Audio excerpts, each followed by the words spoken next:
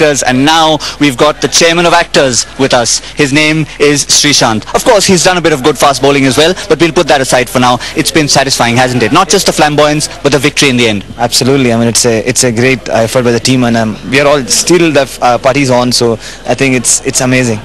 Right at the end, it slowed down a little bit because obviously they applied themselves, especially Ashwal Prince. Were you thinking at the moment that we've really got to change strategy again? Not really. I mean, that's what we were. I mean, we were all a bit relaxed and we were expecting it to happen, but then we decided. Actually, we were all got together and we said, we're going to make a history, guys, and it really needs lots of hard work. So let's put in, and that's what happened, and it was just amazing. So I think, yeah.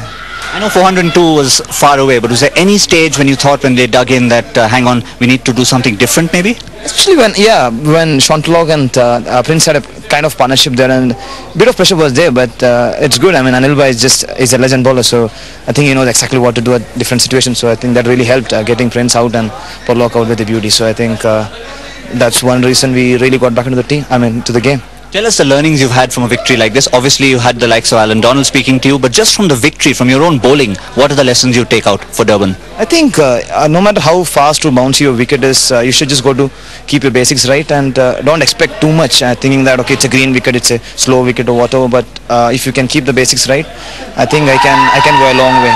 Yeah. You can hear some of the celebrations inside. In your own words, it's been a first for you, this kind of occasion. Just describe what it's been like back there. It's more like Bharat Mata Ki Jai.